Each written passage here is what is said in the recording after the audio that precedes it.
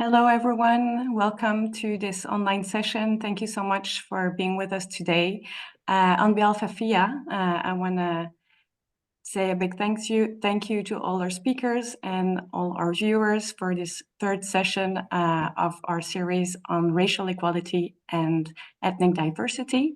Today, we will be together for 2 hours to talk about hair and makeup with our panelists and our keynote speaker. We are delighted to have this session. We will be inviting you to use the Q&A function if you have any questions at the bottom of your screen. We will try to answer those questions at the end of our panel session. And I will invite you also to indicate which speaker you want to address this question to facilitate the follow-up with the questions. And with no further ado, we will start this session today. And I would like to invite my colleague Camille Richard to say a few words. Thank you.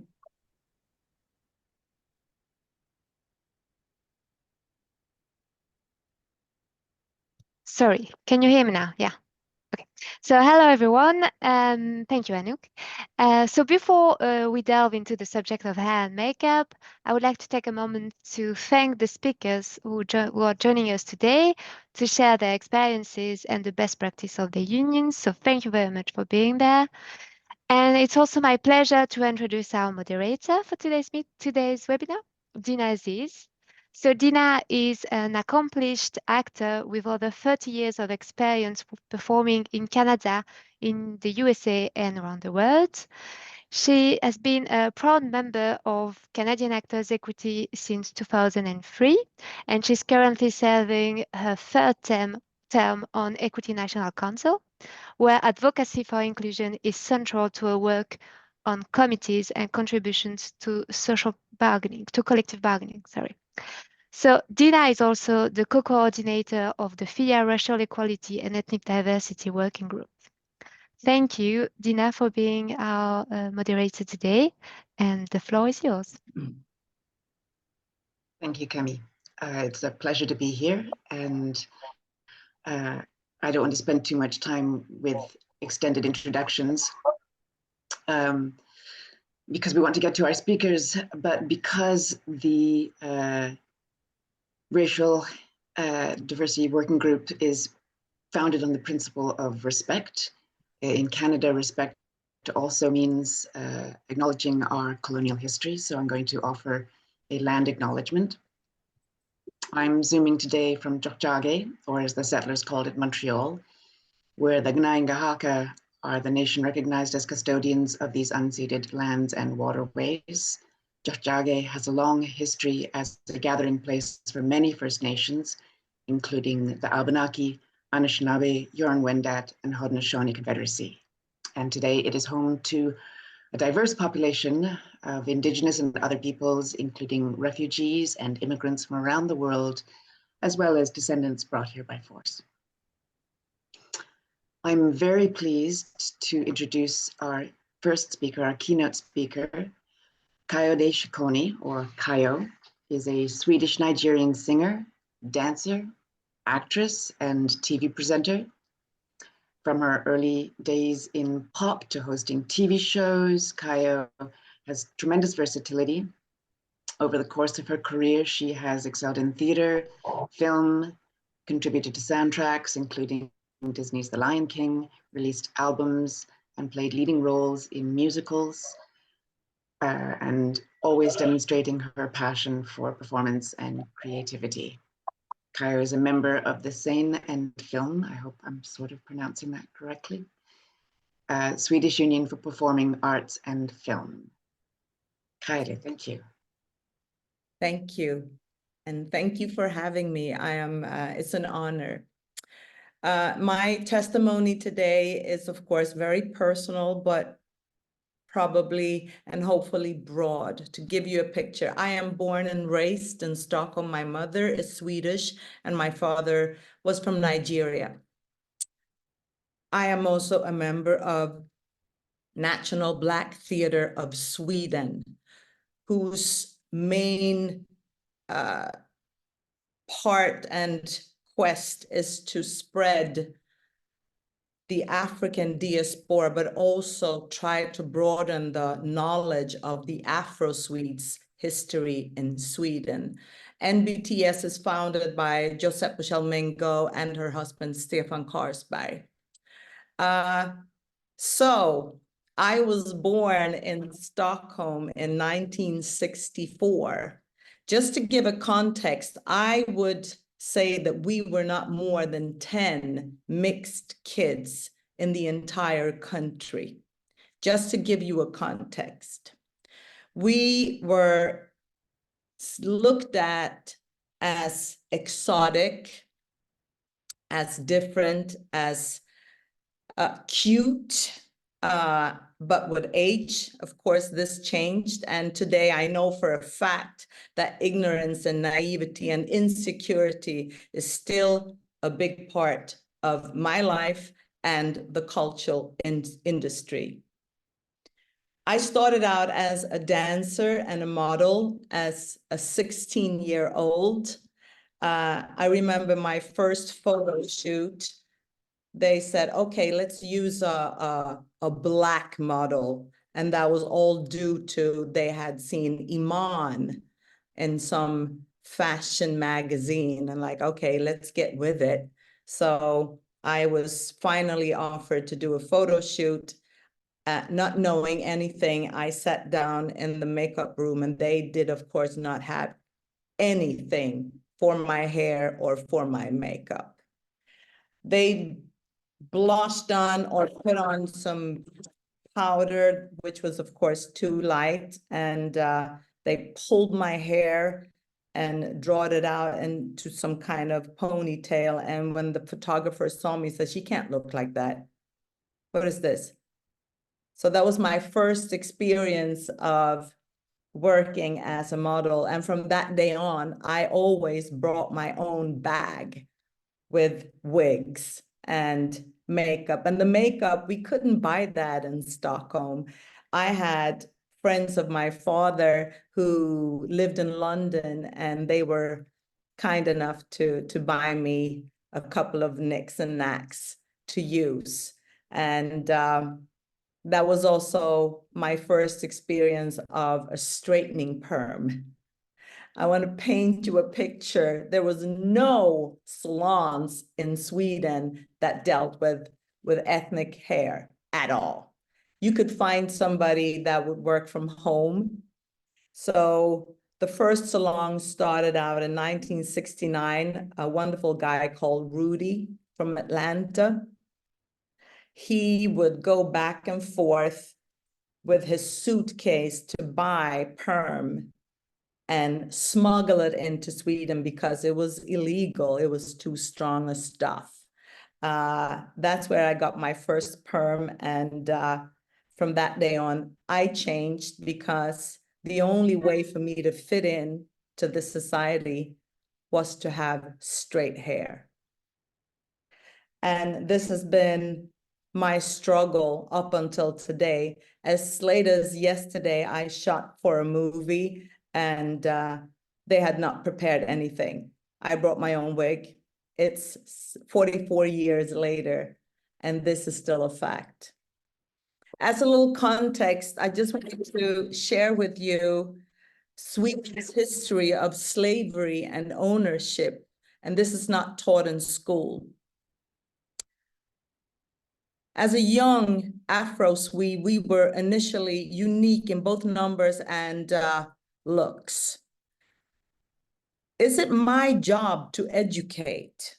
The education system today is flawed. Latest I heard, which was yesterday, in schools for makeup and hair, they have 1 to 2 hours of education for texturized hair. I'm also a trained beautician. There is no education for Black skin when it comes to dermatology in Sweden. I asked especially, and they gave us 2 hours. as working in commercial theaters, they do have a little more money. So they at least get the extra hours to maybe bring in the actress or the actor an hour earlier for pay, of course, to find out what do you want, what do you need. When it comes to, in my opinion, the national theaters, it's getting there, but it's so much work to do. Hopefully, the generational shift is working slightly and moving it a little bit forward, if you know what I mean.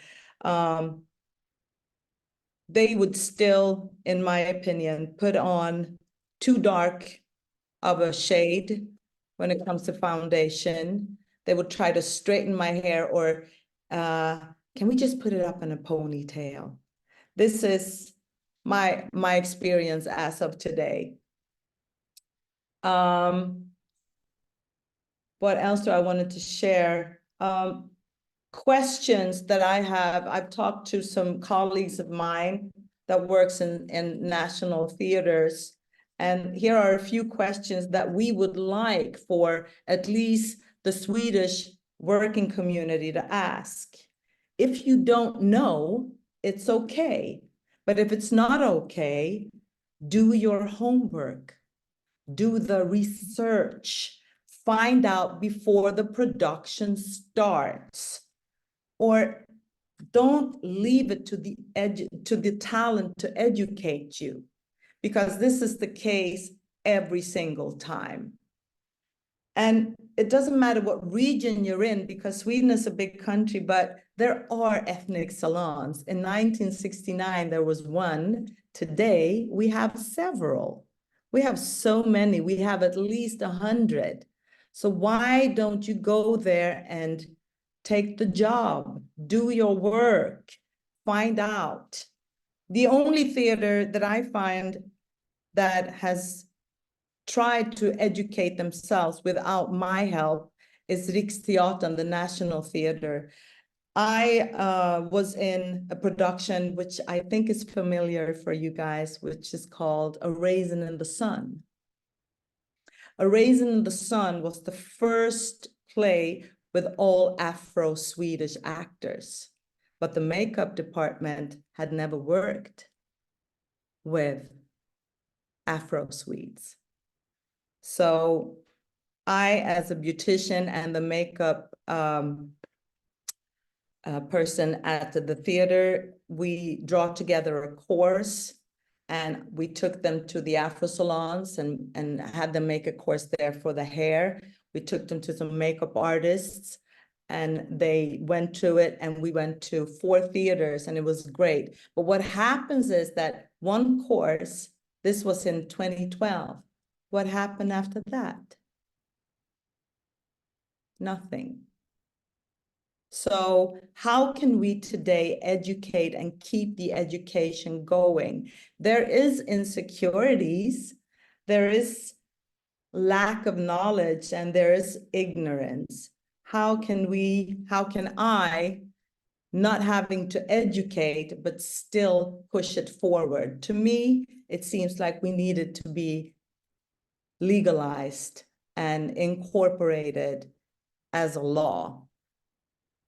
So I get very emotional because as of today, I've lost my hair 6 times.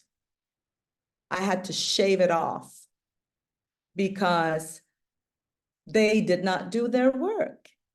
They guessed, or they flinged in some perm that was for Caucasian hair or not for my hair, and they burned it off. And to me, things are not moving fast enough. I've been in the business for over 40 years, and I still have the same problems. So I'm a little lost for words, because this is the first time I get a chance to share my story.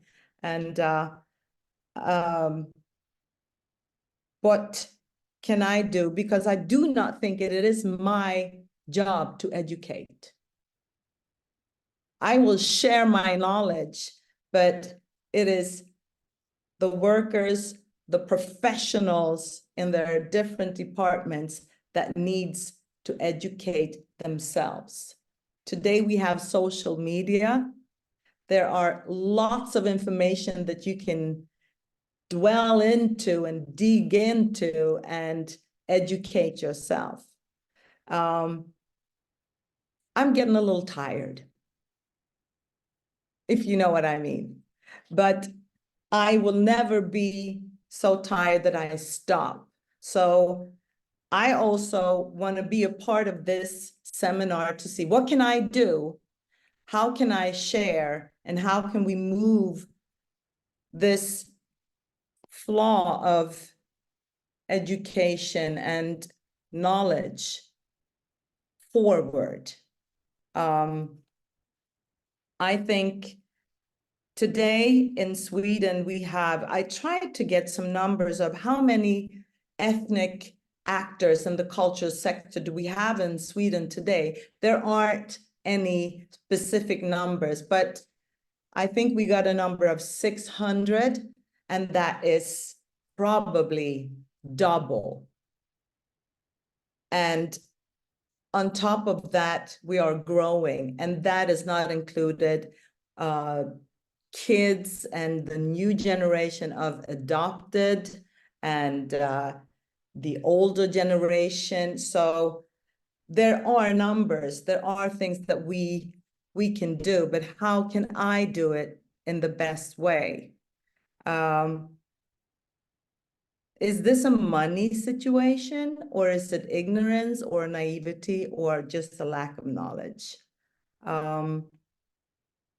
My emotional state today is, please educate yourselves. It's time, it's 2024. And I don't think that we have gone as far as we should today. And this is very, very personal for me. There are education out there, go get it.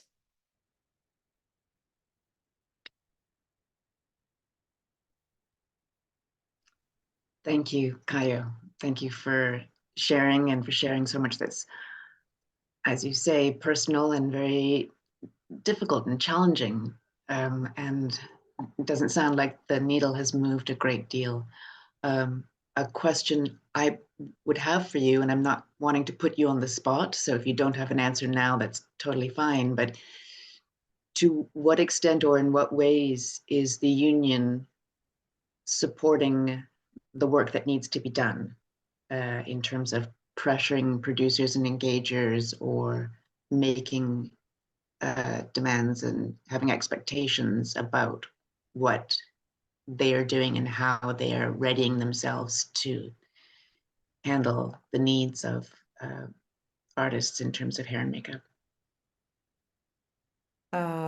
My spontaneous and my emotional answer for that right now is the will is there, and I think that ACT and CN, which I'm a part of, are trying to push forward.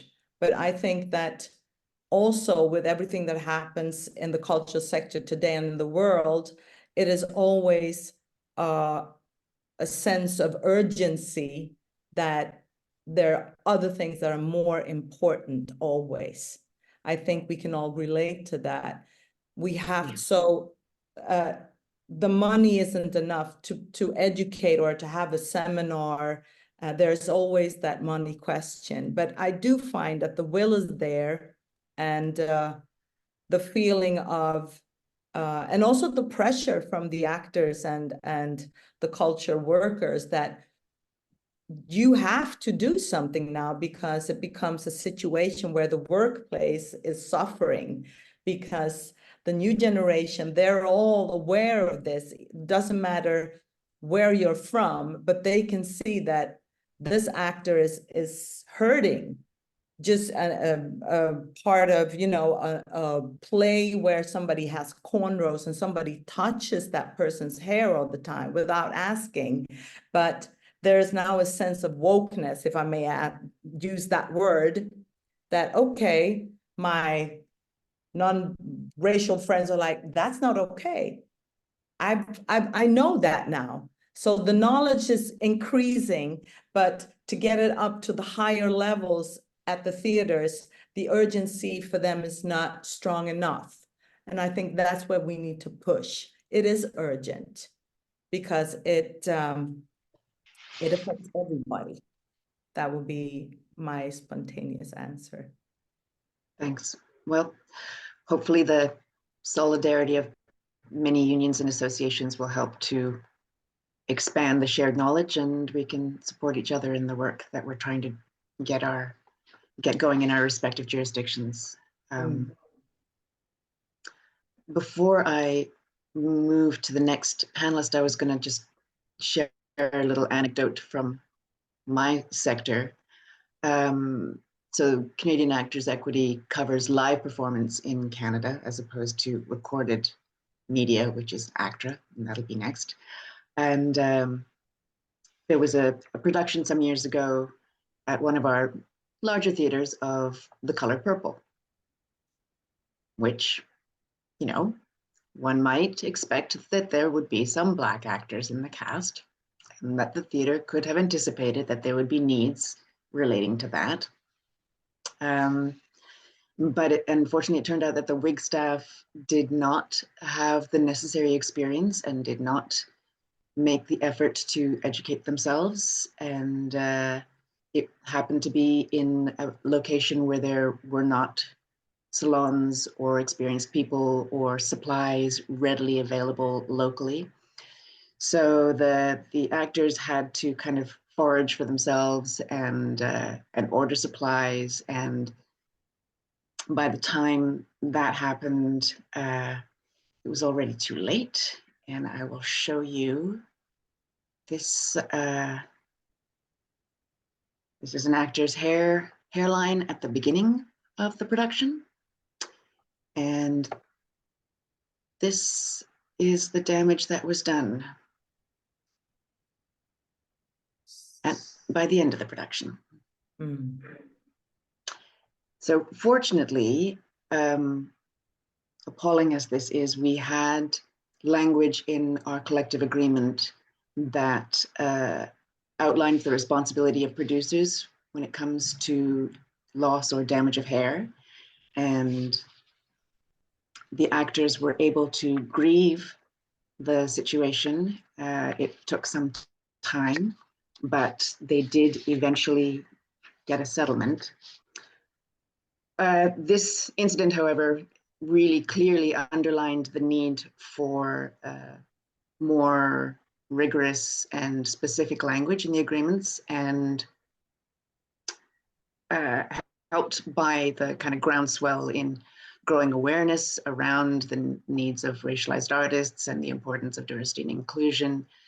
In the next ratification of that agreement, the Canadian Theatre Agreement, which is our largest collective agreement, we were able to introduce much more specific language that was all around inclusion and specifically outlined the needs of racialized artists.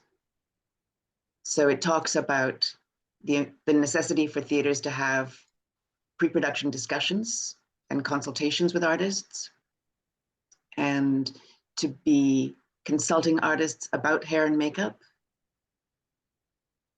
And there's the expectation that the theaters will then also ensure that the appropriate education, experience, and supports are there in their personnel. Now, that's an ongoing process, which we hope to further reinforce and elaborate on in the next ratification of that agreement and others. That agreement is currently in negotiation now. But the challenge, of course, as is probably the case for many, is finding ways to make aware of the different needs of different people, and then finding ways to both support them in acquiring the appropriate knowledge and expertise, and requiring that of their staff and production personnel. I'm going to pass the baton to our next panelist, who I think will have some specific things to say about this. Jen Paul is the Director of Diversity, Equity and Inclusion and Belonging at ACTRA National, where she leads the development and implementation of initiatives to support ACTRA's strategic goals and ensure long-term sustainability of DEIB efforts on behalf of 30,000 performers across the country. After a decade of working in film, television, and agency environments as a producer, production manager, marketer, and film distributor, Jen has shifted her focus to advocating for more equitable and inclusive Canadian film and television industry. Jen, thanks so much for coming. Thanks, Deena, and thank you to FIA for having me today. I would actually like to start off with a short video that really helps outline some of our history and the rationale for ACTRA's fight for hair and makeup equity, just so that you can hear it direct from some of our members. The video is about 3.5 minutes or so, so hopefully it plays. There we go.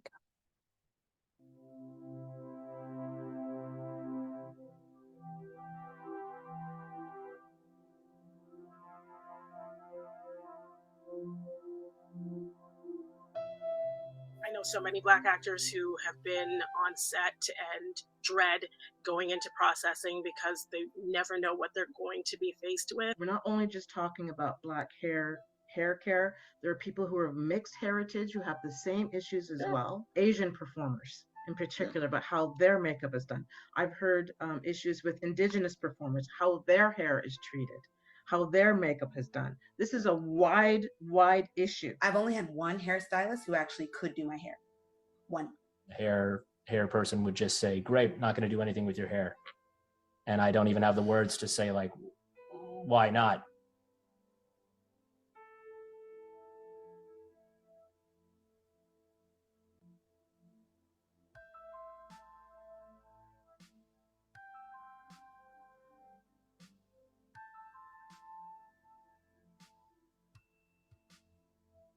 Also, that actor is there doing their own hair without the privilege that the white actor gets, which is to run lines, prep for their role, get involved, have a discussion with the director.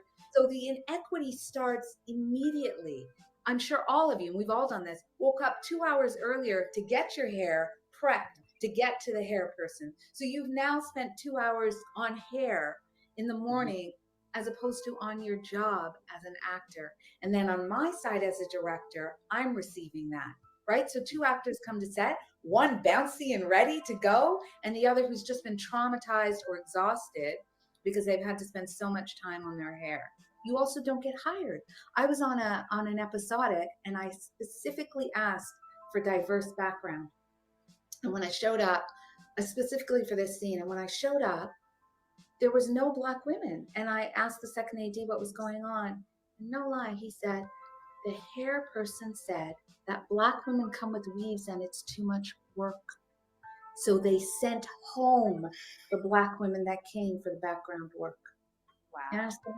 That is deep. So the inequity that we experience is not just about the actor showing up on set. You're not even getting to get to set.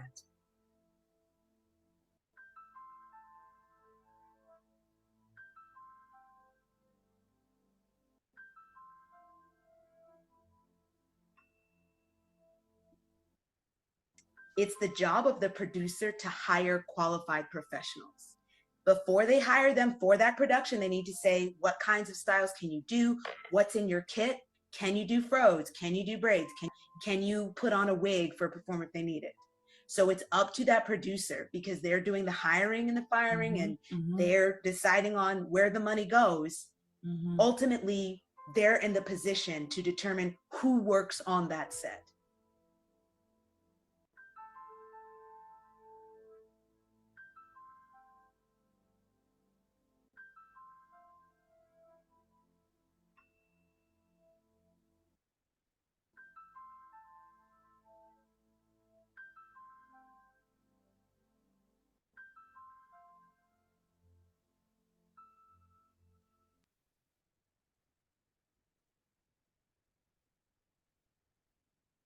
Okay. So that's a bit of the background about how we got to where we are right now. And so, as mentioned, our settlement, it did include 5 days of pre-bargaining. So we're really hoping to make some gains there, and have everyone from both sides sort of on the same page before we reach the full collective bargaining that'll take place in the fall. The grievance settlement also included the creation of a recommended standard of products and equipment. And so what this is, hopefully we can pull a list together that puts everyone on the same page about what needs to be in your kit as a hairstylist or a makeup artist. It also included the creation of a hiring tool. So, producers know a lot about the camera department and other departments, but they don't know so much about hair and makeup, is what we've found. So the hope is that this tool gives producers the info that they need to be able to ask the questions and vet hair and makeup stylists appropriately during that hiring stage. It also includes the commitment to work with industry partners to explore opportunities and support the development of different training initiatives, the creation of a Know Your Rights campaign. So that's an information campaign for our members so that they understand what protections that they have under the collective agreement, joint efforts from all parties to lobby our provincial governments for 2 things. One, to update the certification standards for hairstyling, and then also the college course offerings for makeup services. And then lastly, the commitment to just all work together in accordance with A503 in our collective agreement, which specifically talks about discrimination and harassment. So that's what we got in our grievance, but we are also working on several things outside of the grievance. So some of those, we obviously right now we're in the midst of prepping for pre-bargaining, as well as full bargaining. We're working with our various industry partners like the tech unions to find systemic solutions. We're having ongoing conversations with our members, encouraging them to reach out to us when they have an issue on set, to file incident reports, to let us know when things are going the way that they should not be going. That way we can do something in the moment, and we can also help strengthen our bargaining position in the fall.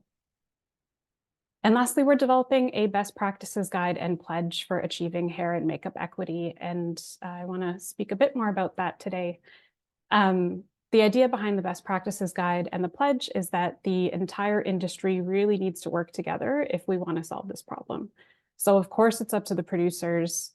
As the employer, they have the ultimate responsibility to uphold that safe work environment. But it's also casting directors and talent agents who need to advocate for their clients, and first ADs who, need to schedule the days properly, make sure that they're booking enough time for hair and makeup, make sure that they're not putting a scene where someone's hair gets wet in the middle of the day, things like that. Directors, writers, funders, unions, guilds, we all need to work together if we actually want to see real change. So what we've done is we've split this guide into multiple sections to speak to the different audiences.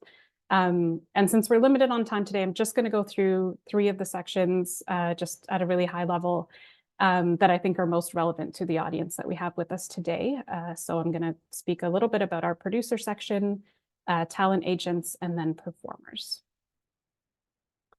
So for producers, we discuss a few things. Of course, we emphasize that it's their responsibility to uphold that safe work environment. We stress the importance of hiring qualified crew to adequately service the cast. We have the hiring guide that I mentioned earlier, which includes questions that they should ask when vetting potential hair and makeup staff. And then we also discuss how they can work with the technical unions to ensure that they're staffing their show properly. So in some cases, that might mean permitting non-union hair or makeup staff when they're not able to find those stylists within the actual union. We also discussed the importance of fixing it in prep. There's a saying in film, fix it in post. We want people to fix it in prep. And a lot of that includes communication, right? So making sure as a leader, as the producer, you're facilitating that communication. You're making sure that you're talking to your creative team in advance of casting Then you're talking to your casting director that you've hired, and you're making sure that they're speaking to the talent agents about hair and makeup. You need to facilitate conversation between the cast and the crew. Is the AD talking to the hair and makeup department? Is your DP talking to hair and makeup? It's just about fixing any of these issues before production starts. We also cover the impact of producers' actions on performers, because there is a psychological impact, as you heard in the keynote, to performers having to deal with this for years, the trauma that's involved with it after something doesn't go right. It's, going to hair and makeup can be a relaxing experience, a fun experience for a lot of white performers. We've heard from BIPOC performers, it is not the case. It's anxiety inducing. So producers need to really understand that and take that to heart. We talk about budgeting. You need to budget for money, make sure the department has enough money to buy the right products and all of that, but also budgeting for time. So, camera will infamously get as much time as they need to swap a lens or reposition, but hair and makeup is rushed to do finals, right? So it's thinking about all of that as well. Yeah, so making sure that producers are thinking about all of these different items. And then talent agents. So a lot of performers have told us that their talent agent is one of the best lines of defense that they have when it comes to actually protecting them on set. And the talent agents that we've spoken to who have been really successful at this have told us that, part of it was just having that basic understanding, having that sort of cultural competency when it comes to their clients, having some basic knowledge of hair and makeup so that they can advocate. And then, making sure that they understand what protections exist under our collective agreements so that they can, make sure that they're they're armed to have the right conversations with producers and with casting directors when they are negotiating.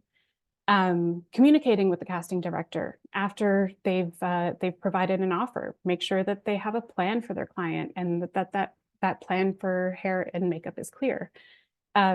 Who's going to be doing my client's hair and makeup? Will my client receive a pre-production call from the hair and makeup team? If my client has to do their own hair or outsource the work, are they going to be paid? Will they be reimbursed?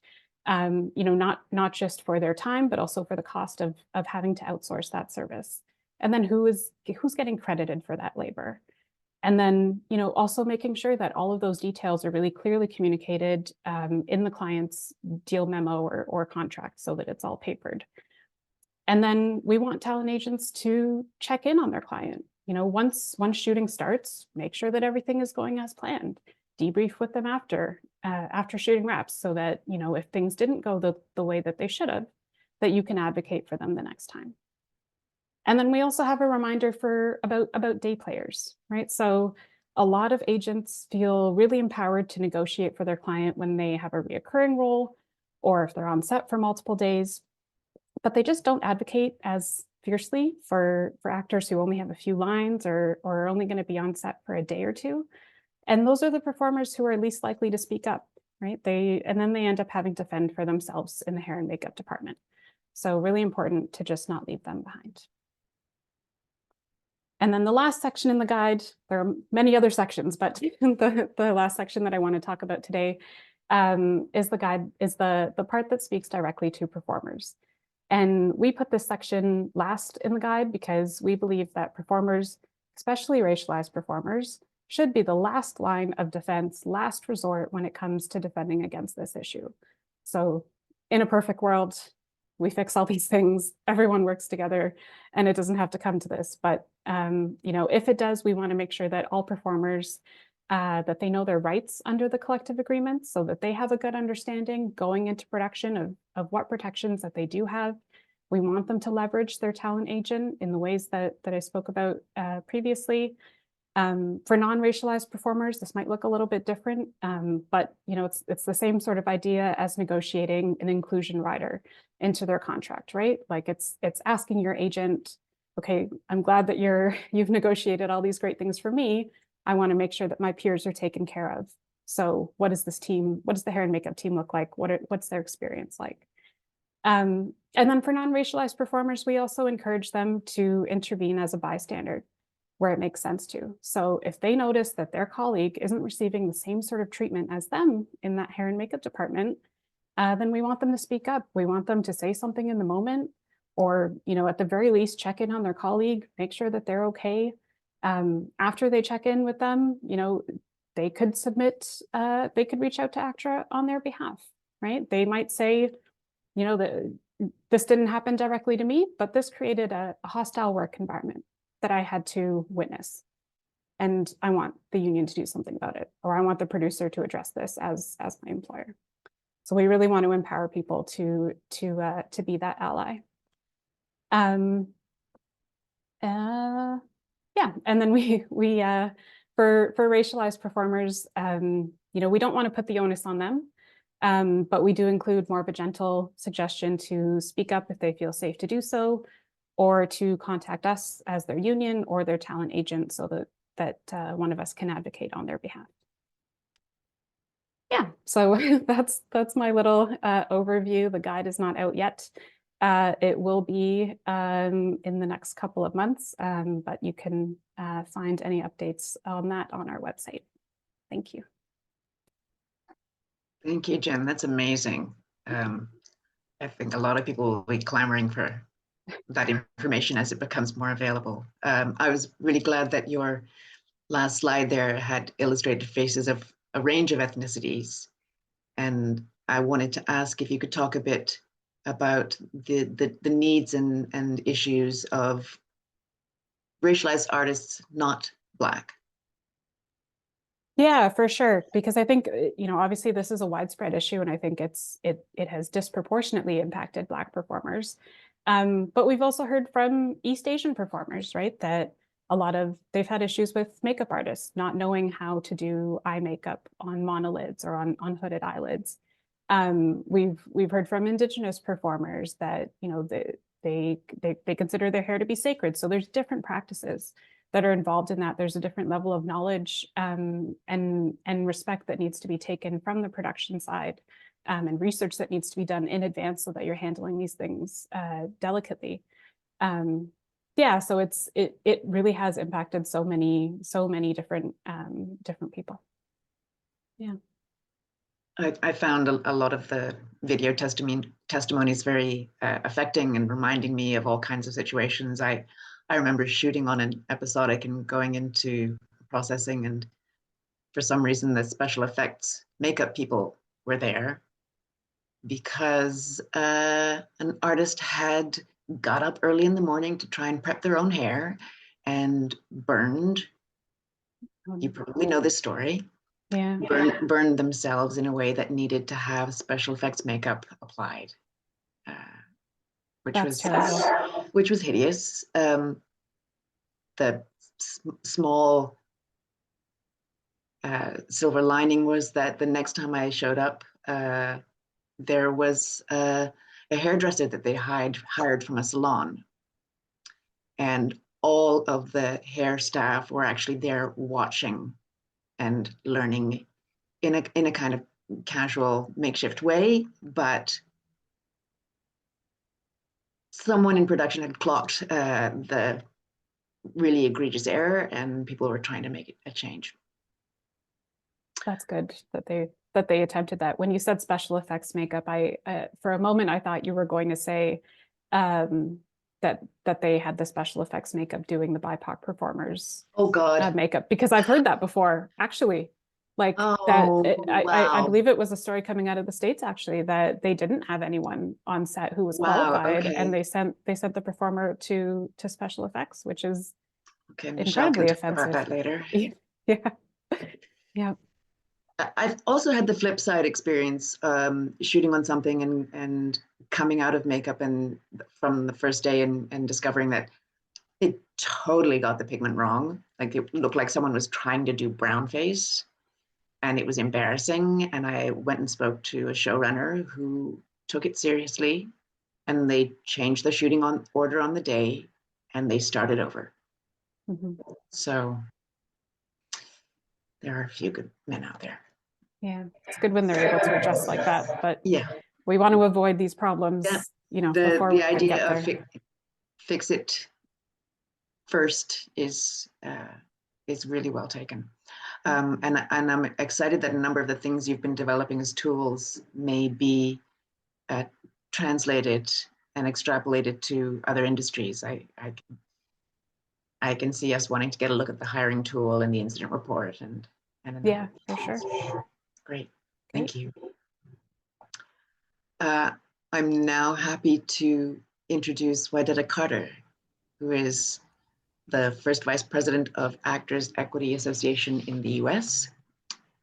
She's currently on tour as Gigi in Broadway's Tina, the Tina Turner musical, and is zooming from a hotel room. She has been part of AAEA governance for over 20 years and has led negotiation teams for some of the union's largest contracts. She's co-chair of the League of Resident Theaters, chair of the Chicago Area Theaters Committee, and chair of the Principal Committee. Waidada resides in Chicago and is the first national officer to be elected outside the Eastern region. She's been active member of FIA for over 2 years. Thank you, Waidada. Thank you so much. I am thrilled to be here for this discussion today, so thank you for having me. I would like to start off by sharing my intro into union work in the theater. And that started over 30 years ago. And I joined the union just accepting the fact that I was going to have to provide whatever makeup products I needed to make myself look presentable on stage or give the look like the director was seeking. And I realized that unless I was doing a special character, like Fruma Sarah in The Fiddler on the Roof, I was a ghost, so I knew they were going to have to provide me with special makeup and a wig, so I knew that was covered. But in some of these theaters, I felt embarrassed for the theater and the costume designers and hair and makeup designers because I had to request different shades of lipstick, red lipstick, and I'm like, they gave everyone the same thing, and I just sort of I can't wear this, and or softer colored blush, or they would give me brown mascara when I have black eyelashes. And now I will mention first though that for most of the time, I was probably the only person of color in the show. So it was obvious that when they were purchasing bulk makeup and everything for the cast, it was done without thinking about what my needs would be. And back at that time, 30 years ago, it was not easy for a woman of color to just walk into any store and purchase makeup. Some of the major makeup lines had one darker shade, which was never my shade. So I always had to go to specialty stores that sold makeup and hair products, and that's expensive. That was expensive back then. It's more expensive now to get the products that I needed to do the makeup for the show. And although we're talking about hair and makeup, I also wanted to add that, and you're going to laugh at this, but it's true. I was always given black tights and pantyhose to wear, color black. But everybody else in the cast was giving neutral colors to make them look more closer to their body, their shade of their skin. Of course, again, I was usually the only person of color in the show. It wasn't until I actually saw a picture of all of us standing on stage that I stood out like a sore thumb. Everyone else had flesh tone, and I was wearing black, and I'm brown. And I knew that there were coffee and brown colored stockings and tights that I could be wearing. So I took it upon myself to literally just say, I'm sorry, I would like to have my flesh tone color to wear. I am not this color. The response, and I quote, well, we order in bulk and we would need to purchase 20 or more pair. So we found a couple of unused black tights from a previous production. But if you already have some you would like to wear, we are fine with that. So unfortunately, I didn't think about asking them to rent them for me. I just said, okay, and I did just that. And no one thought anything else of it. So there I am again, not only providing my own makeup, but providing what I'm wearing, underneath the costume or visible to the audience, because no one thought about that. Now, as time moved on, yes, more theaters and producers were more conscious of the needs of the people of color with makeup and hair and garments, but we had to fight so hard for that. We're only talking maybe 10, 15 years ago, and it shouldn't have taken that long. So now we're going to fast forward to 2019 and something wonderful that happened in California, and that was the Crown Act. And the Crown Act, which means create a respectful and open world for natural hair. That passed in 2019 in California law, which prohibits discrimination based on hairstyle and hair texture by extending the protection under the FEHA and the California Education Code. It was the first legislation passed at state level in the United States to prohibit such discrimination. 2019.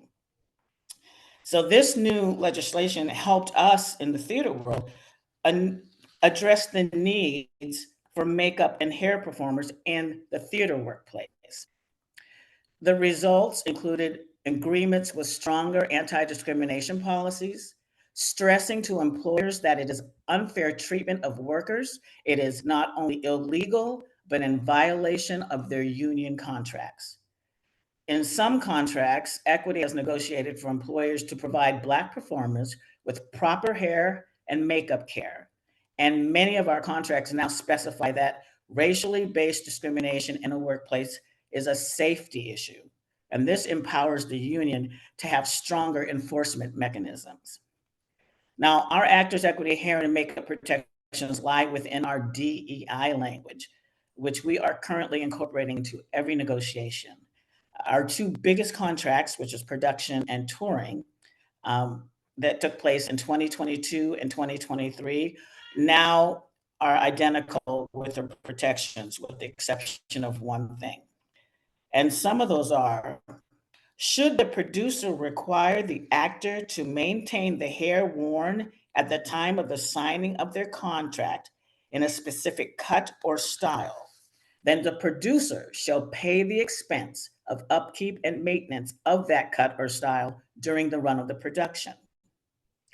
If a hairstyle requires services that may alter or risk harm, which includes chemical perms, relaxers, weaves, braids, etc., cause that can risk harm to the health and safety of the actor, the producer will engage with the actor to identify a licensed, qualified, and experienced technician and to determine the best practices for maintenance and upkeep.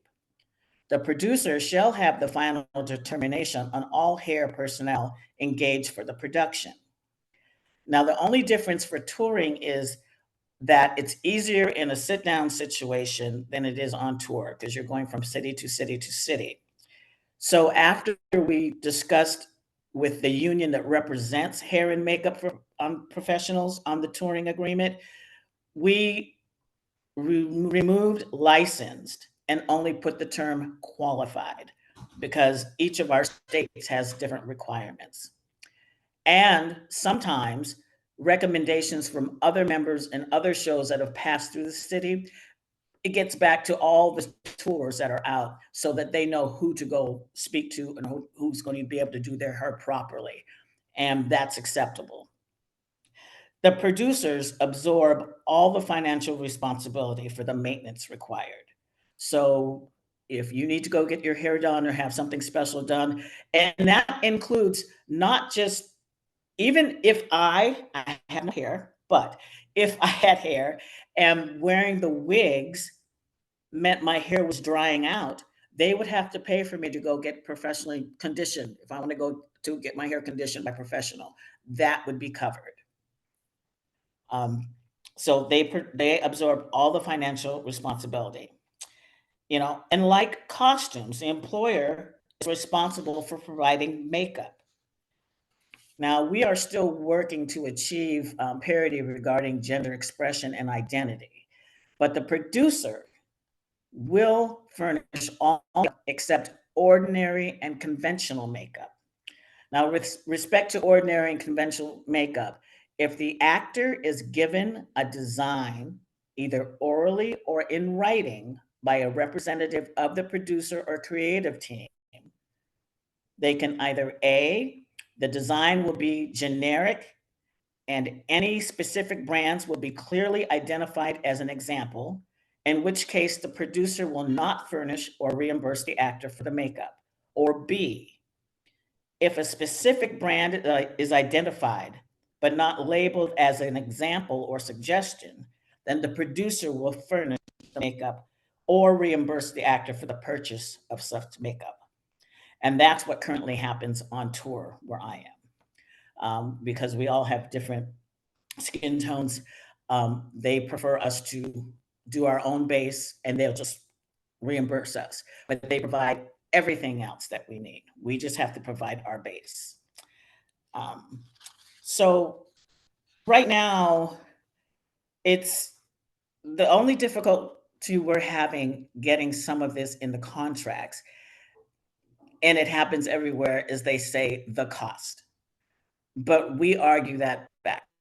The cost, when we come to the bargaining table, the cost should already be part of their package. We shouldn't have to ask them to think about it. Times have changed. You cannot put 3 shows with people of color in your season and not be ready. You cannot do that. And you can't expect us to do it for you. However, the actors and the people that we are not going to go on stage looking, I'm just going to put it out there, a hot mess, as we say. We're not going to do it. We have pride. We are proud of ourselves. So we have learned that we just, at negotiations, we just tell them, this is what it is. This is what you're going to have to do. And fortunately, it is working out for most of our contracts. Every negotiation we've had since for the last 2.5 years, we've been fortunate enough to get this language in. The only other difficulty we're having right now is we require female identifying actors to supply basic makeup items such as your foundation, if you have a special lipstick that you know works for you, your eyeliner. And we, the female identifying, have to pay for that. But if a male identifying actor is required to wear any makeup, that is automatically given to them. So there's a discord there. Why? Because they're male identifying. If you're requiring them to wear makeup, you're requiring us to wear makeup. It needs to be equal. It's amazing that that's where the big pushback is. So food for thought on that one. So the general note with equity is we continue to make progress in each negotiation cycle on protections of actors and stage managers. And the language above is strictly about hair and makeup, but we have other provisions in other areas of the contract that we can utilize as well.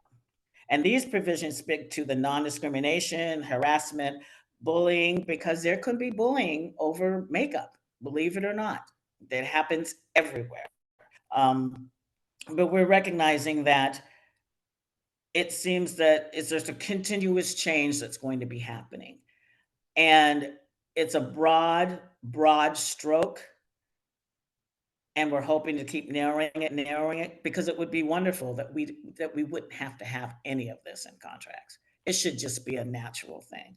It really is a shame that this is something we have to negotiate for people of color to get the same respect and everything that comes with being a part of your show, we shouldn't have to ask for it. And if we do ask for it, there should be no pushback. It is what it is. So thank you for that. I hope I didn't go over my 10 minutes, but yeah, it is amazing on how long this journey has taken to get any kind of equality for anyone stepping on any stage or in film, wherever. We shouldn't have to fight this hard for it. They know what we look like. They see our picture. How do you show up to anything and not be prepared for me? You hired me, but you're not ready for me. I'm ready for you, but you're not ready for me. Thank you. I want to get t-shirts made. Thank you, Edita. That's tremendous. I'm appalled and not surprised by many of your stories. I remember when Misty Copeland went viral because she finally had toe shoes that actually matched pigment, and there was an uproar on all sides because, oh my God, it's not Balanchine, and why hasn't this happened until now? And it's still a struggle getting people to understand that flesh tone is not a tone. I'm kind of astounded that the male identifying artists get their basic makeup given. In the Canadian context, in live performance, artists of all genders are expected to supply their own basic kit, which is foundation that works for you, eye stuff, lip stuff, the very basics, and anything beyond that is the theater's obligation to supply, regardless of who, gender, or race. And it's supposed to be respectful of hair and skin. Interesting that there's that gender bias. And I will be honest to say there are some theaters that, they step up to the plate right away. They get it. They just do it. Which is why it's so frustrating that we have to get it written in black and white. Yeah. For everybody to just think that way, And it's not just, and I'm just throwing a show out there. So, I mean, if you're going to do La Cage aux Folles, of course, you have to get the makeup. It's going to be a different kind of thing. But okay, we understand that. But there are many shows now, all of these different Broadway shows coming out where makeup is key. You mean because I'm female identifying, you just assume that I'm going to provide my own and nobody else has to? Yeah, I think what you say about pride is also kind of key. I think producers and engagers have benefited from and relied on the fact that artists have pride and don't want to go out there as a hot mess. And so forever, people have made do and brought their own kit or find the source or resource wherever you're touring, and then share that information, in the secret whisper network. So producers have been kind of absolved of the responsibility or managed to skirt around it for too long. Very true. Very true. Yeah. Enough of that. I'm very happy now to introduce from the UK, Ian Manboard, the Qualities and Diversity Organizer for Equity UK, who oversees all policy, strategy, and campaigns activity, which relates to equality, diversity, and inclusion. He joined Equity in 2017, following a career as an educator of trade unions officials and activists working in the UK and internationally. Ian, hello, thanks for being here. Hi, Deena, thank you very much for that. And can I say thanks to all of the previous speakers, Kayo, Jen, and Wydessa, because I think as I was sitting here listening to them speak, and particularly Jen, the members in the video, I was just thinking about the multiple conversations I've had with Equities members in the UK over the years, about everything that you've spoken about, kind of Kayo, as you said. Ian, can I ask you to up your volume a tiny bit? Sure. Thanks. Is it too low? Maybe I just need to move closer to the. That helps.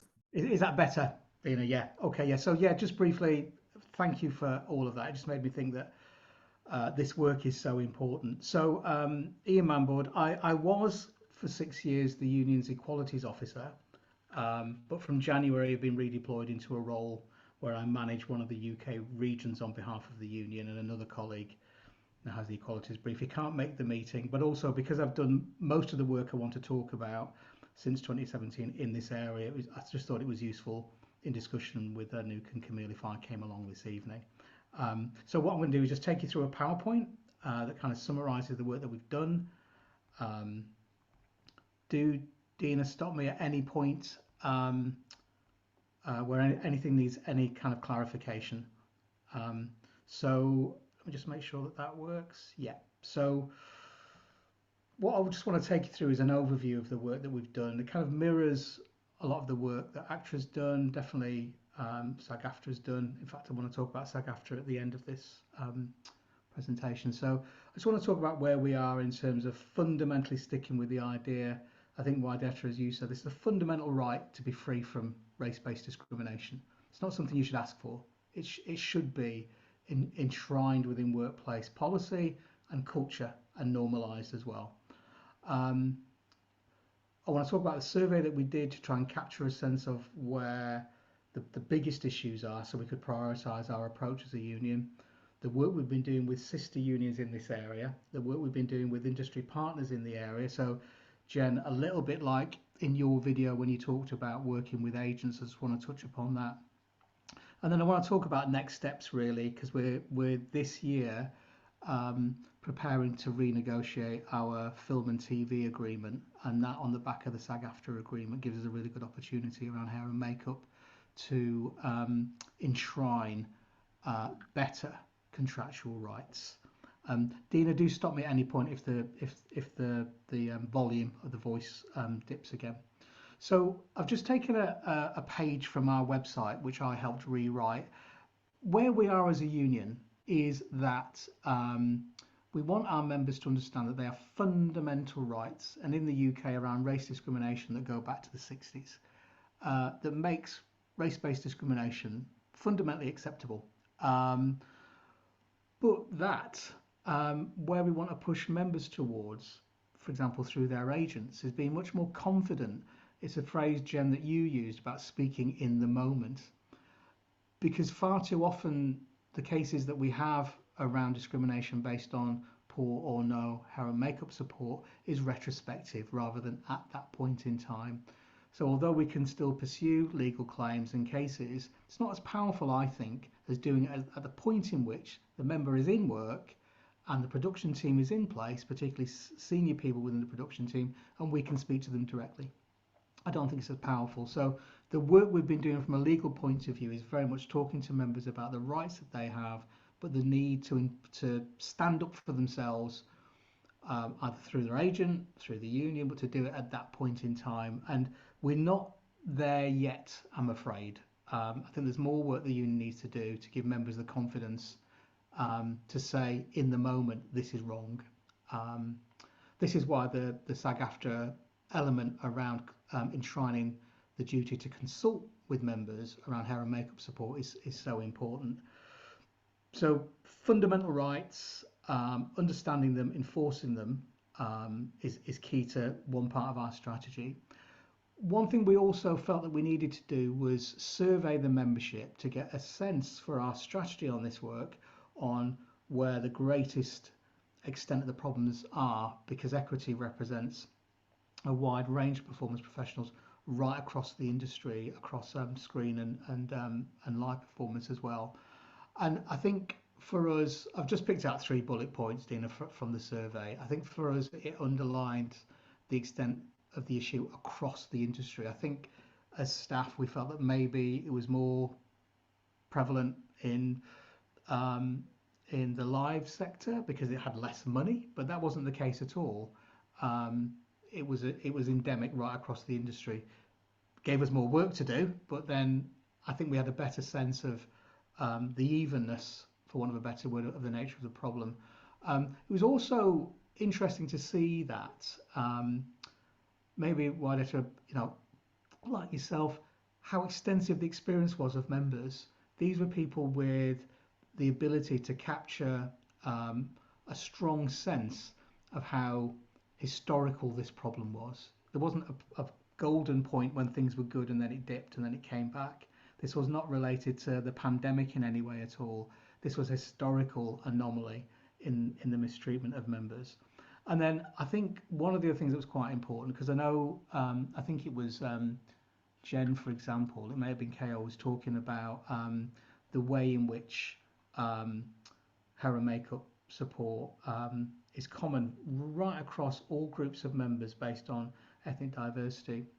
That is very true, but I think it's important to say that based on the survey findings, and I think also our history of casework within the union, two particular groups that are categorised in the UK as Black African and Black Caribbean descent tend to be those that report the most significant body of problems. I put a quote in there, I'm not going to read it because much of what Kayo and Jen and Wydetta have said kind of underlines the extent, the deep grievance that our members have around the UK legal term would be the lack of equal treatment and the way that that impairs their sense of dignity, let alone disadvantages them in the way that they perform from their white peers. So that survey was really important. It's informed our strategic approach as we move forward. We've been working very closely with our sister union for hair and makeup artists, which is BEC2.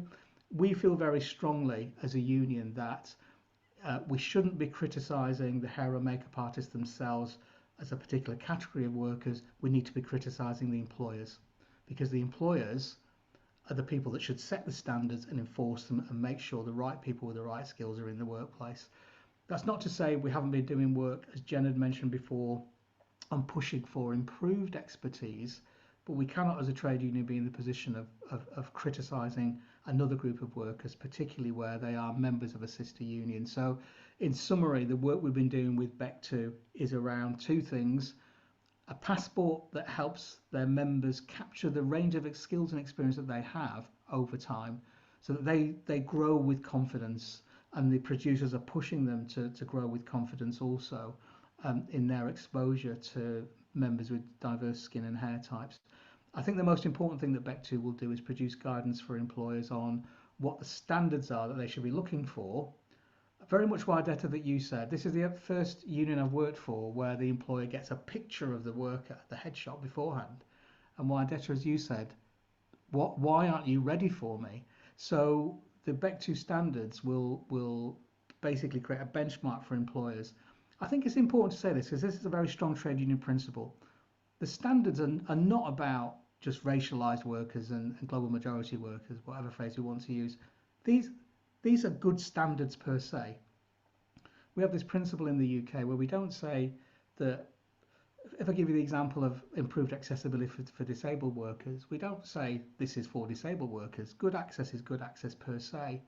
And what we want to say with BEC2 is, this isn't about improving the situation for one category of workers. This is about ensuring that hair and makeup artists can deal with whomever comes into the room. That's where you should be. That's really important because it reflects something that Kayo said at the beginning, which is, why is this happening? And in part it's happening because it's an industry that deals with workers as commodities, as disposable commodities, and less so when they are black, less so when they are disabled, less so when they differ on the basis of sexual orientation. So we have to say that the benchmarks are good for everybody, that we're not just trying to advantage one particular group, if that kind of makes sense.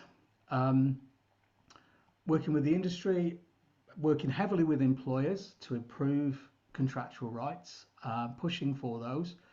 Had a lot of kind of pushback on this, which I'll explain later. Working directly with agents, as Jen has said as well, agents will always know better than the union on when and where members are working, and a much better place to identify where requirements to provide hair and makeup support specific to the members' needs are not being provided. So asking agents to contact the union or to enforce the rights of their clients is really important. We've also done some very specific work in the UK with hair and makeup training providers and hair and makeup equipment and product manufacturers. With the training providers, it was very much trying to answer that question again, Kayo, that Kayo asked, which is, how is this happening? There's got to be a reason that this is happening. So we brought last year all of the leading hair and makeup training providers together, and I think one of the things that we found, I think this is maybe something that Jen said, was how little attention was being placed within the curriculum on diversity in terms of the cast, and it's shocking because my naive assumption was, if you look at the relative progress that we're making in terms of diversity of cast, then the hair and makeup training providers over here would be going, okay, we need to make sure that the people who complete our programs, graduate, are ready for the industry as it is.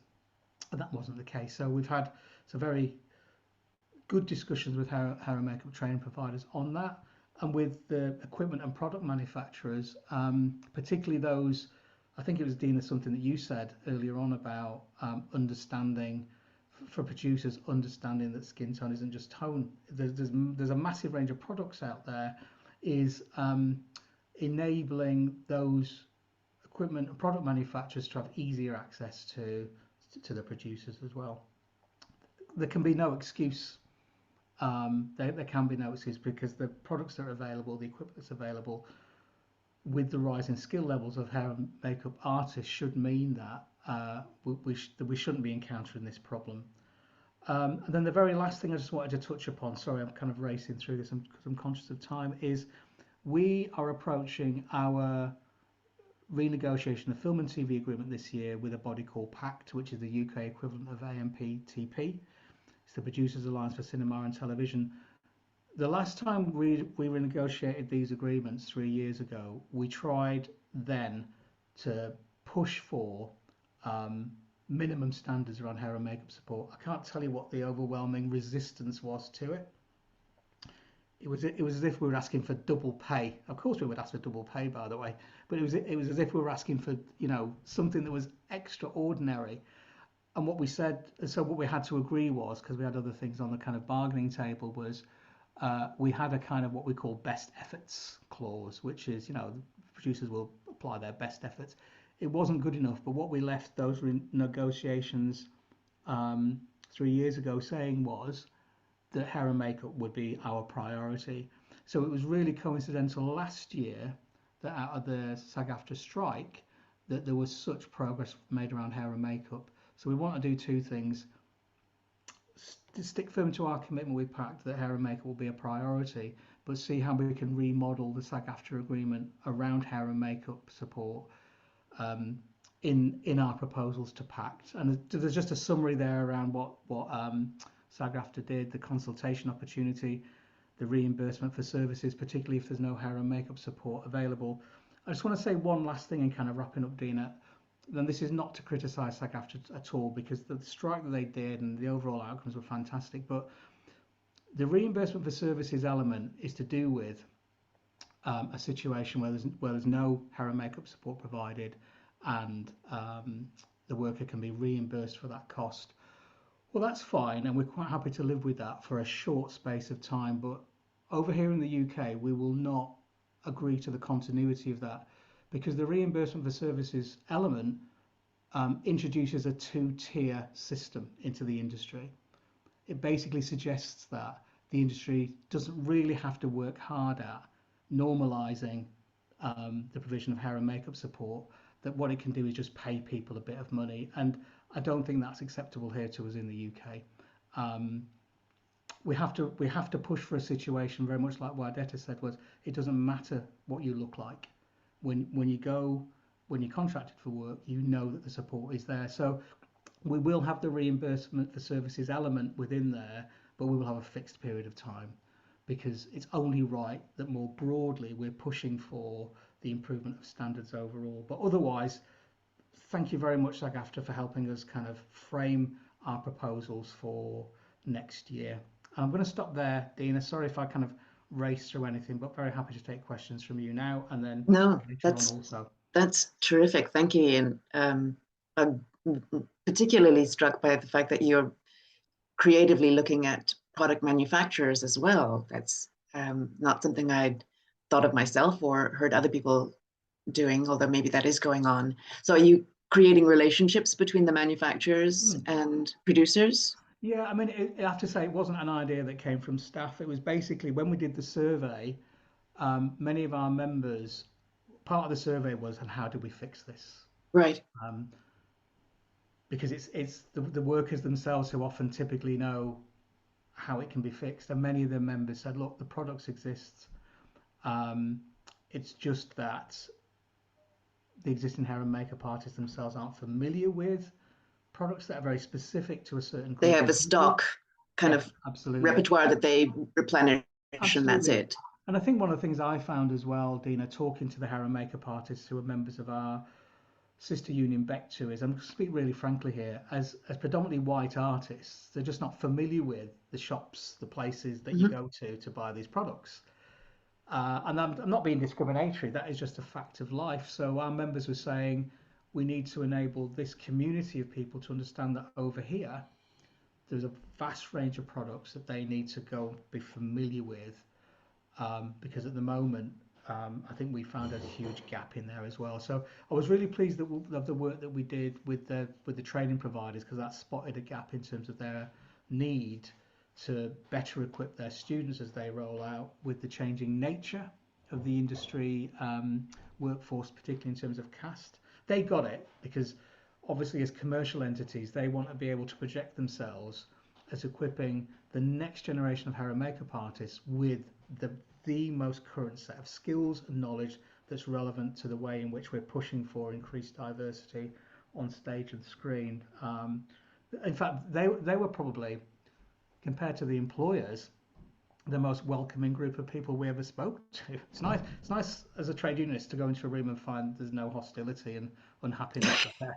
And we found it with the hair and makeup training providers. They really got it. So I'm not suggesting it's all brilliant, because it's I think we've still got a long way to go. But I am hoping that we get somewhere better this year. I mean, could I just say one last thing? And I'm just saying this as somebody from the UK. I'm just hoping that the power and influence of SAG AFTRA and AMPTP really forces the producers based in the UK to understand that if I put it crudely, if the Americans have done it, there's nothing wrong with doing it here. Yeah, that's going to be, so I put it very bluntly, that's more or less what we're going to be saying in the negotiations. So fingers crossed, Deena, we get to a better place by the end of the year. And that's an excellent segue to Michelle Hurd, who has an extensive resume and credits in recurring and guest starring roles on pretty much any show you can think of, including Blind Spot and Law and Order and SVU and Evil Dead and Daredevil and Jessica Jones and one of my faves, Star Trek Picard. Michelle has also been actively involved in union service for years, including as SAG AFTRA's National Vice President in Los Angeles, received the President's Award for Service in 2021, and has been an early outspoken leader in the fight against sexual harassment, and assault in the industry, and an instrumental role in SAG AFTRA's efforts in this area. Michelle is also a key member of the Working Group on Hair and Makeup Equality, has been a member since 2023 of the TV Theatrical Contract Negotiating Committee. Michelle, thanks for coming. Thank you, Deena. I'm exhausted just hearing all the things I'm doing. I want to say thank you so much to all my sisters and brothers here of union work and everything that you've done. And Jen, I'm a huge fan of booklets and pamphlets and ways to get information into our artists' hands. I made two myself with a couple of actors, one called Sex, Nudity, and You, so actors could understand their rights when they're dealing with hyperexposed and intimate work on sets and in auditions, as well as working with the CDG, the Costume Design Guild, in working best practices for fitting rooms, because there's a lot of craziness that goes on in those rooms, as well as new information that some of our designers don't know how to articulate when they're dealing with trans actors or PWDs. So thank you for that, as well as all the discussion about how it's HNU is in fact really impacts all ethnicities. You know, like this is my hair. This comes out of my head this way. I don't wake up early and try to curl it. This is how it comes out of my head. One of the reasons that we are so strongly attacked and grabbed onto the Crown Act, and thank you, Wendetta, for explaining what that is because it's not just our industry. People are discriminated all worldwide for the way that our hair comes out of our head, and I'm furious about it. I can even tell you a gig that I did where we shot one day with my curly hair. The next day, the producers called and said, "We love your curls, but we just did some research and we found out that if you're a woman of color and you own your own business, you'd only be respected if you had straightened hair." That kind of language is so disgusting and unacceptable. This is why we fight for it. The Crown Act's only been codified in 21 states. Let's get it codified in all so that we can have a universal language to understand that you cannot discriminate people because of their hair follicles. One of the things that I find also so egregious is why we have found ourselves in the place that we are all in right now, is that you're not, to get your certificate to go to cosmetology school, you do not have to study ethnic hair. It is not required. It is literally an elective, and the majority of people do not elect that. Right now, I'm very proud as a native New Yorker. New York and Louisiana has adopted that as a rule now. Not California, not Hollywood, New York and Louisiana. In 19 other states, it's being considered. So this is where we have to get down to the nitty-gritty, right? We need to get that kind of universal language, that kind of universal understanding, so that we don't have to have these individual conversations. I too, you speak about, we all have spoken about being on sets, and at this point, 2024, there is not one set. I don't care if it's the most white script, that there is not going to be a person of color somewhere in there. The reasons that we need to have this language in contracts is because we have background artists, we have day players who do not have powerful agents. And to put the onus on actors is unacceptable. I love what you did. I said, I wrote it down, and I know Deena said, I'm ready for you. You're not ready for me. I'm ready to, we need to put that on a t-shirt, because that is the truth. When you're hired, they see who you are. They see who you are. Like Kayo said, I've had, I don't know how many times I've gone to sets and people have done the pineapple. They say, "Oh, your hair is so beautiful. Oh, it's so lovely. Let's pull it all back." I have a girlfriend who had hair just like mine, who has hair just like mine. She went to do a show and she was told, "Your hair is so crazy and wild. It looks so unprofessional." That is said to her as she sits in the room. Deena, I loved your impact when Jen asked you about the special effects, because this did happen to one of our well-known actors. She showed up to hair and makeup, and they didn't have the color for her skin, and she was told to go to special effects. This also doesn't just impact only our women. I have a beautiful young man, a Nigerian dark-skinned brother, who came to do his very first job, his very first season regular job on a TV show. He told a story about how his proud Nigerian father took such time and pride in explaining how to take care of his beard, because Black men's beards come in totally different than white men's beard. And his father took such pride in explaining that to him. And when he showed up on this day, his first day of work, he walked into that hair and makeup trailer and he did not see any kind of razor that he recognized. He asked, because we give respect, and we assume, that's on us, that the people that we're about to sit in the chair know how to take care of us. So he asked with kindness, "I don't recognize any of these razors.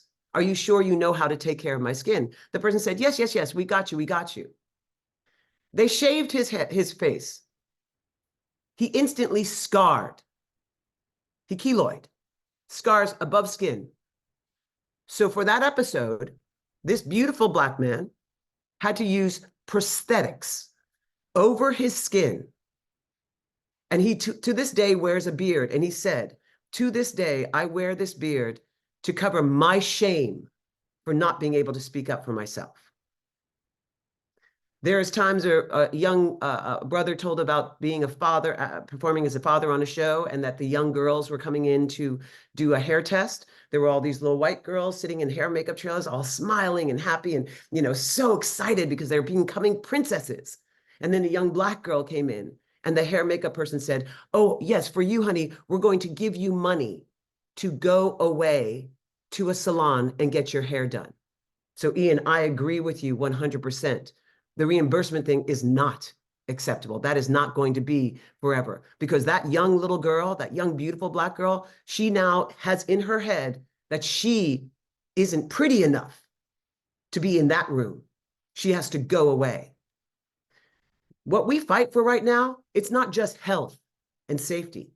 It's about dignity and respect.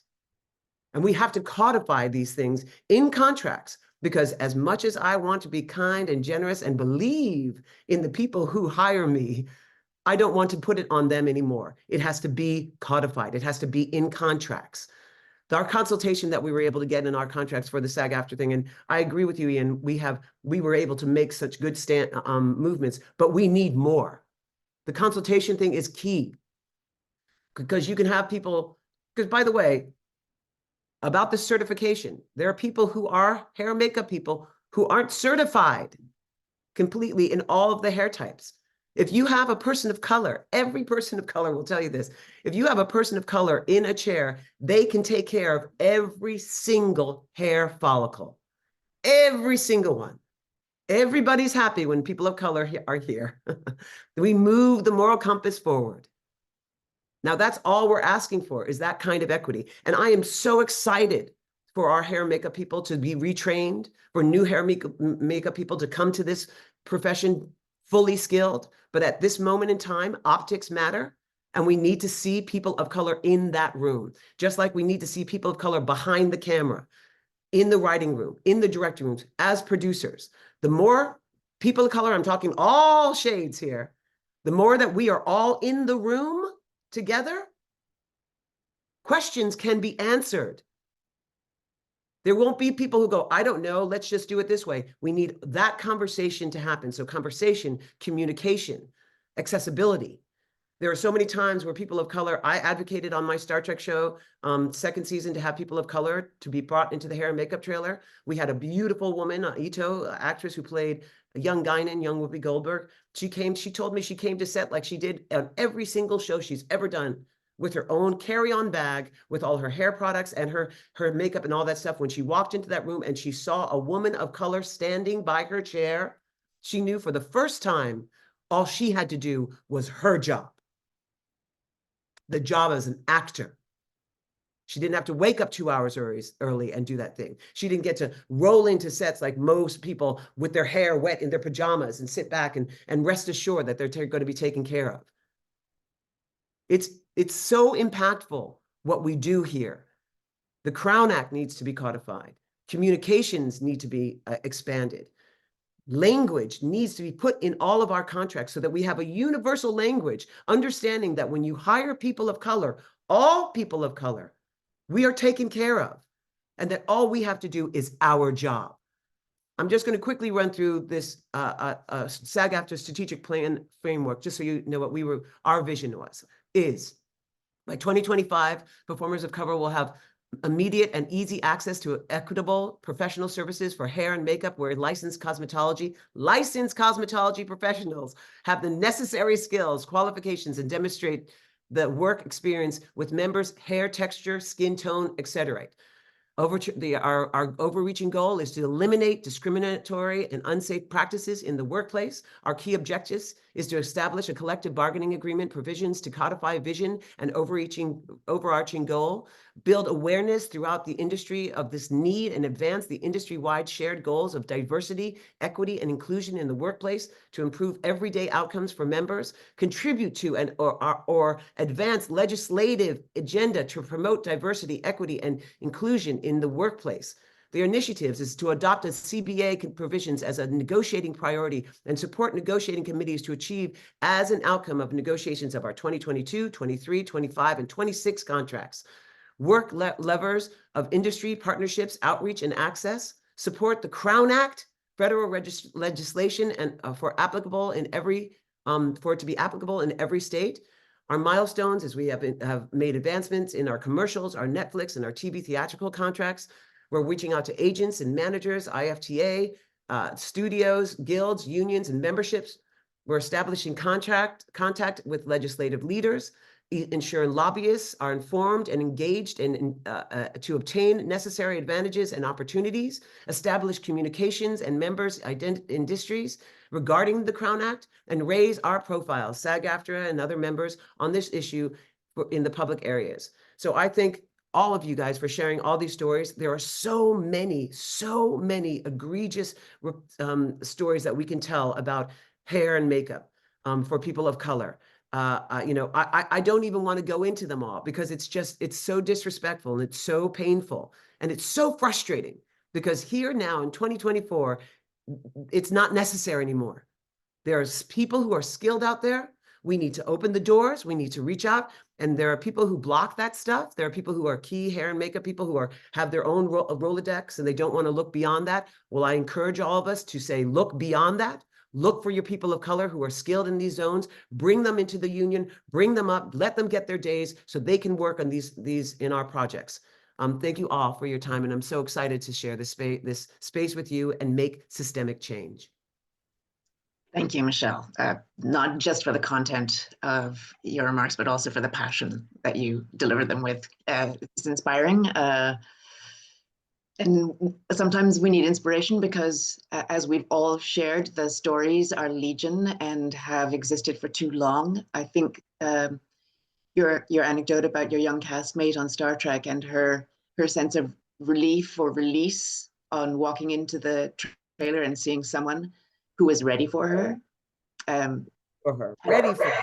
Yeah, I think that it connects also to in Jen's video. I think it was Sharon who talked about how the imbalance is there from the get-go in terms of the privilege of the artist who doesn't have to deal with that crap, and the artist who has all of this other stuff on their shoulders and has to wade through that before they can actually do their job.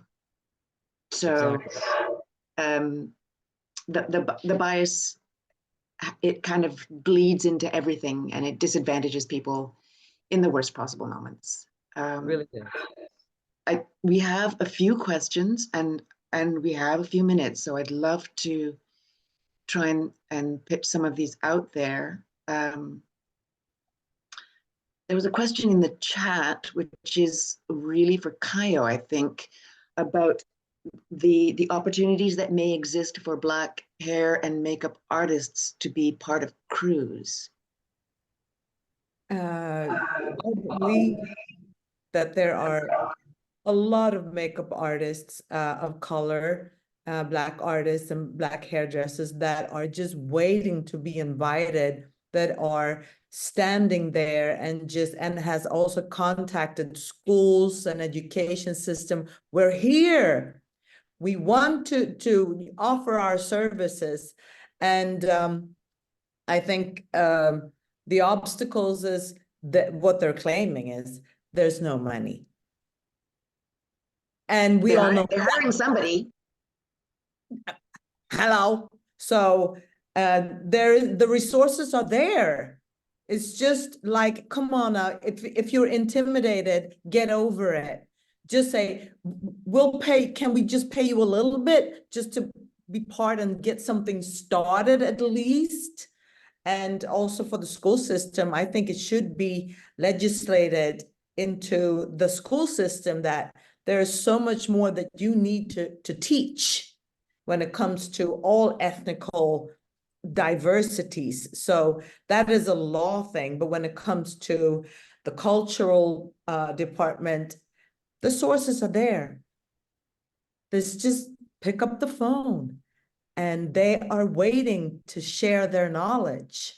So I think when we call and offer our services, just, establish a connection, see what we can do. How can we start? There's always a starting point somewhere. Maybe our AFTRA and ACT of Sweden, maybe they can have a little bit of a contribution economically to get it started, because I do believe that a lot of people want to know, especially the younger generation. That's what I believe. I'm imagining that there's a commonality with all of our associations in our industries that for crew, it's often about, as Michelle's talking about, getting your days. And so someone's got to make the phone call, and somebody's got to prioritize that phone call needs to be directed in a particular way. Exactly.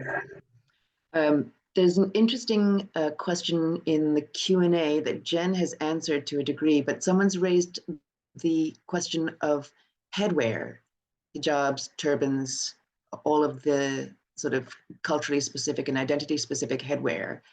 And if that is part of the education that may be going on, and alluding to there being a bit of a battle about who owns headwear. Is it wardrobe? Is it hair? I wonder if anyone has any additional thoughts on that. Oh, that's a tricky one. I mean, in film and television, it's interesting, right? Because the designer is going to design your wardrobe, but hair often, hats and such will often go to hair makeup because they're going to incorporate it. But this is that same thing that I was saying. As long as we have everybody in the room, we can answer those questions. So if you have people who understand what hijab is, understand that what a turban is, they can speak with respect in those things. If you don't have them in the room, then you're just sort of like, I don't know, let's Google it, and that's lazy to me. That's lazy. So you have people in the room. There's also another angle of that story. I'm thinking of a friend who played a Sikh character on something. He's not Sikh. He was wearing a turban for the first time. They hired a consultant, and this person came in and was sort of teaching and prescribing the ways that the turban should be tied. And it eventually became apparent that he was making the people who were of kind of a character or quality that he appreciated or identified with tie their turban the way he ties it. And characters that he didn't have time for would not get the same kind of. So there's another challenge for all of us in ensuring that the education is not monolithic, because there are no monoliths. I have to agree that I agree with you, Michelle, that it has to be in all the rooms. Just cover the bases. If it's in every room, like, so how do we do this? Let's ask the questions. Take everybody, just gather everybody and see who and how can we solve this? That's my 2 cents.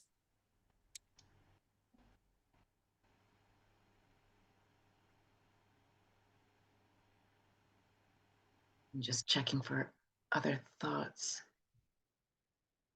It was interesting. I did a film called Anyone But You, and we have an Aboriginal actress in there, and our director is white, and he had an idea for this other white actor to be playing with a didgeridoo. Thank you, a didgeridoo.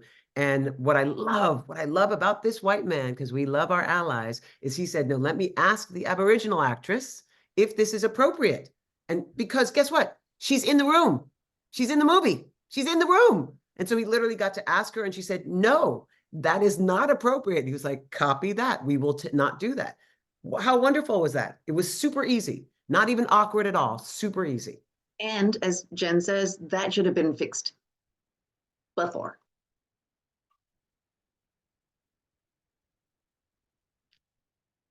Got another question here, I think.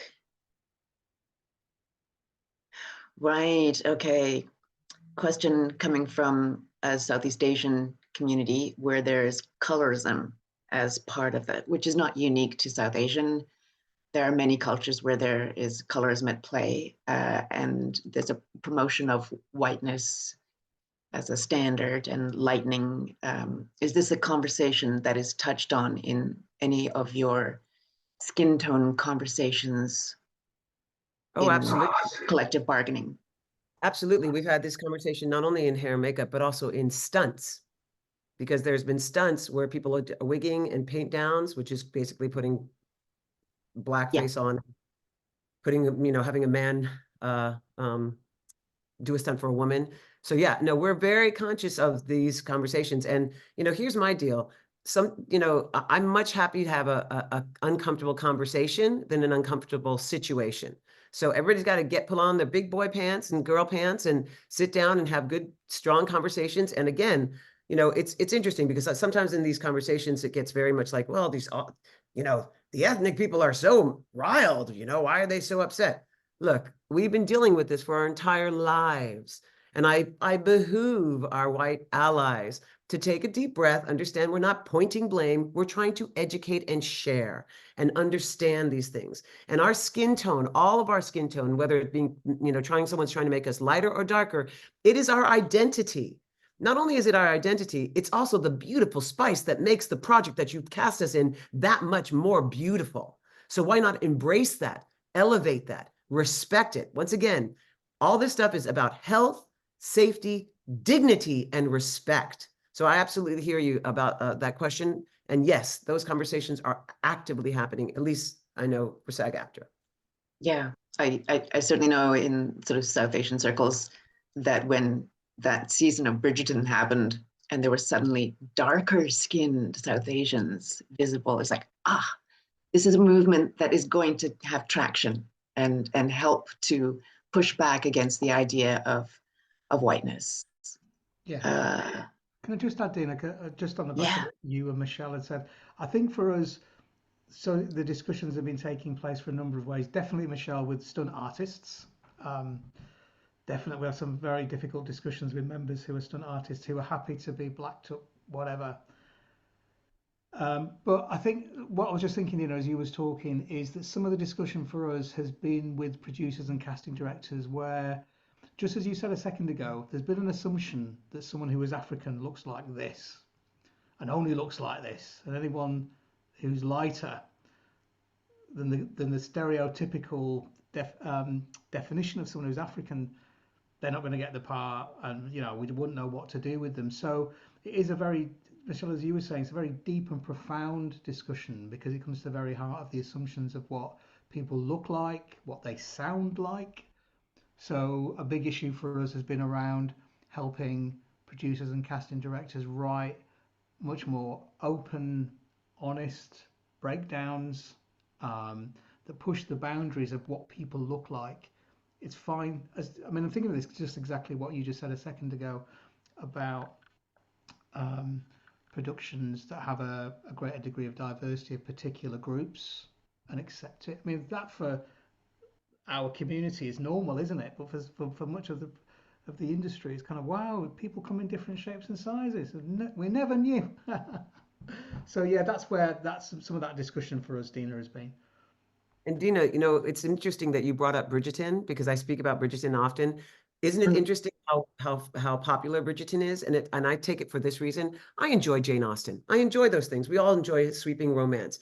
And, I watch it even though I'm not included in it. All the ones that I've seen in the past, I was never included, but I still sat there diligently and like, I love this. Look, they're going to kiss. Then all of a sudden we were given Bridgerton. We were all given Bridgerton. It was huge. It was huge. There's a queen of color who's actually married to a white man. Oh my God.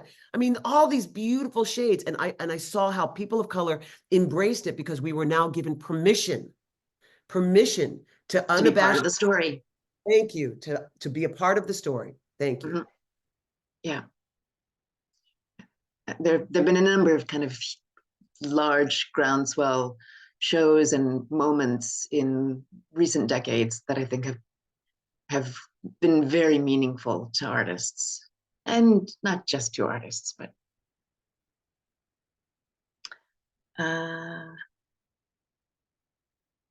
we don't have any specific questions left. Marianne, I'm sure we can help you with all the stuff you want to get shared. Camille, I'm going to ask you to maybe respond about sharing stuff with New Zealand. We are happy to do that. And Deena, just because you just said it, just because I'm going to drill it in again, you said not only was it a gift that like Bridgerton or all those things for the arts, but how incredibly important it is for humanity, people who are not in the arts, for humanity, for you to see yourself represented, see yourself in the dialogue. See yourself in the conversation, in the world. And unfortunately or fortunately, whatever our industry in the arts, this is how we have a platform where we can tell these stories, where we can get them out there, that we have little children of all shades seeing themselves in the world right now. This is going to impact our world for the better for decades to come. Not just in science fiction, not just as mermaids, but oh my God, all those little girls losing their shit. Make Sorry, me I'm so not supposed to swear. I know, I love that. I think we've handled all the questions that are floating around. We have a couple of minutes left. I would love to just hang out and continue this conversation, but I know everyone has places to go and things to do. Kemi, we didn't talk about how we were going to wrap this up. Did you want to come back and say a few words, or shall I just thank everybody very genuinely and deeply for making time? Kemi, there you are. Hello, everyone. Well, I think we're done. I think this conversation was extremely interesting. Very happy to have you. The speakers were all amazing. So thank you so much. I think we all learned a lot, and there's a lot to do, I guess. Work is just starting. So we will be sharing the presentation. Actually, we will be putting this webinar on our YouTube channel. So if you want to share it with others, feel free. And yeah, I think that's it. Thank you all very much. And Thank I you look very forward much. to seeing all of your progress so that we can steal from it and share. Same here. Thank you. Thank you so much. Thank you. Bye. Thank you. In touch. Thank you.